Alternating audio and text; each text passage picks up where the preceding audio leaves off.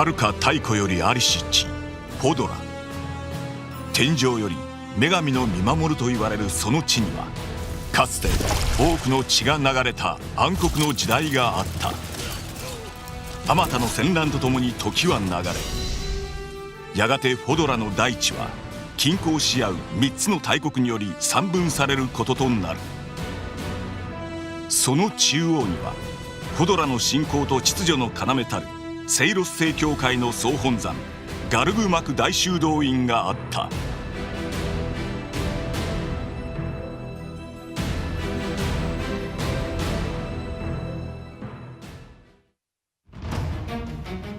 ファイアーエンブレム風化雪月の主人公はあなた自身。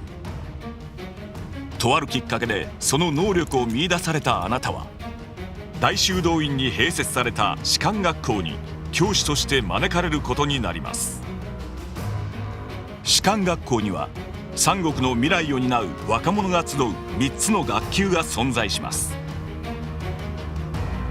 あなたはこのいずれかの中から担任する学級を選ぶことになるのです。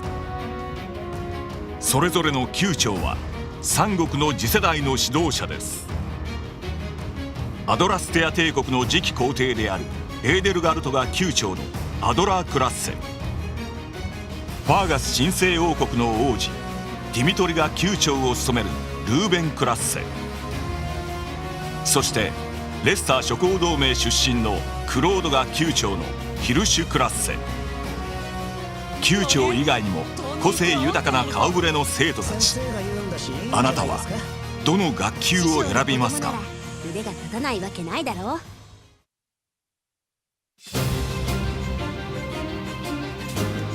私の力見せてあげる。生徒の能力を高めるために重要なのは実践経験。戦場で生徒たちを指揮するのは教師であるあなた。生徒たちが生きるも死ぬもあなたの采配次第なのです。戦場にはさまざまな能力を持った敵味方が入り乱れます。仲間の特徴を見極めて適材適所に配置することが勝利の鍵。さまざまな地形をどう活用するかをじっくりと考えながら進軍することも大切です。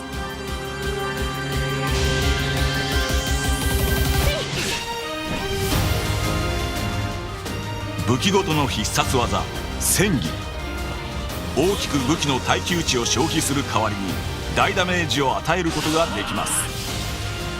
ここぞという時の切り札です。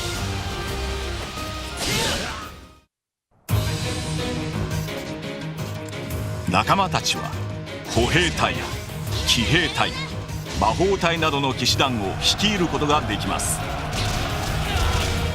騎士団にはそれぞれ得意な計略が存在。広範囲に効果が及んだり反撃を受けないという特徴があるので、一気に戦局を打開することができます。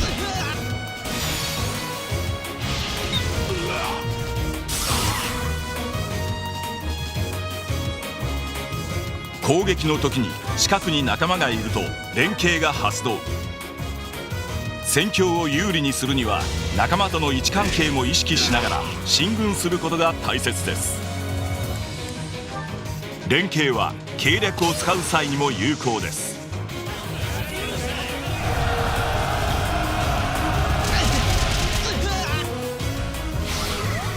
仲間の総力を結集すれば人知を超えた強大な敵とも互角に渡り合えるようになるのです。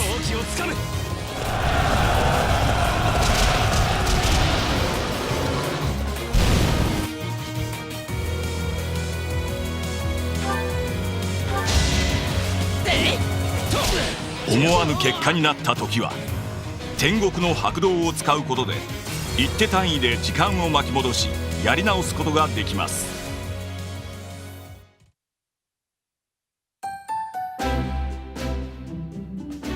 士官学校での生活はカレンダーに沿って進んでいきます。平日は生徒たちの武器や魔法の技能を伸ばすために授業を行います。生徒の個性をうまく引き出してあげる個別指導。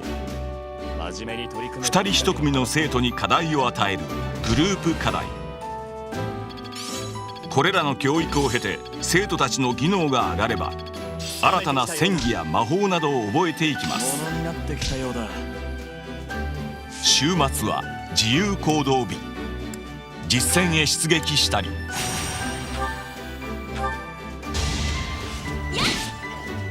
修道院の中を自由に散策したりすることができます。散策では生徒たちと食事、2人だけのお茶会を楽しむなど生徒との絆を深めていきます。他の学級の気になる生徒はスカウトすることもできます。スカウトが成功するかどうかはあなたの魅力次第です。では今後はお前の学級に移らせてもらう。失望させるなよ。他にも釣り、作物の栽培、クエストなど修道院の中にはイベントが盛りだくさん。このようにあなたは平日や週末にどう行動するかを選び生徒の技能を伸ばし絆を育みます。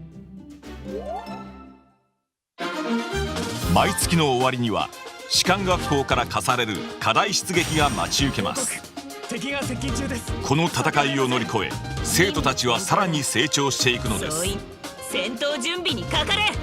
課題出撃をクリアすれば次の施設へと進んでいきます。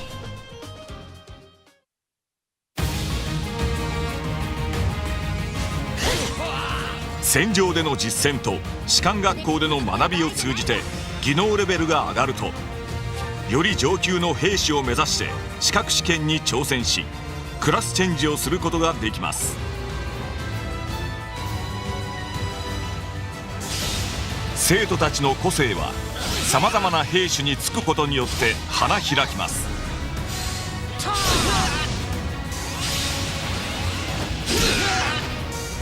登場する兵士は30種類以上。合格した兵士であれば出撃前に自由に変更し状況に合わせた編成で戦いに挑むことができます。この力をみんなのために。ミッションには女神最短の儀に合わせて大司教を襲うという許し難い計画が記されている。さまざまな事件を乗り越え絆を深めながら学校生活を送る3人の級長とあなた。5年後の今日また大修道院に集まらない？しかしフォドラは三国が相争う戦乱の時代へと突入していきます。目的のわからない敵というのはそれだけで恐ろしいですからね。やっぱり教団は何かを隠してる。その時あなたは最初に選んだ学級によって全く違う運命を生き抜くことになるのです。道を阻む者は引き潰すだけだ。貴族制度も紋章もうんざりなんです。彼女には特別な血が流れている。危険な血がな。情けをかけて仲間が危うくなるくらいなら俺は躊躇なくあいつを撃つ。ごめんなさい先生。けれどこれが私の進む道。誰と生き誰と刃を交えるか。ファイヤーエンブレム風化雪月。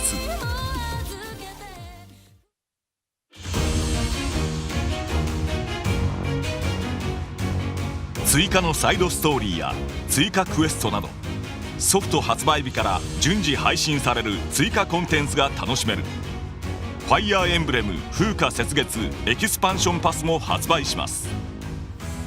発売日からは主人公用士官学校服を配信予定です。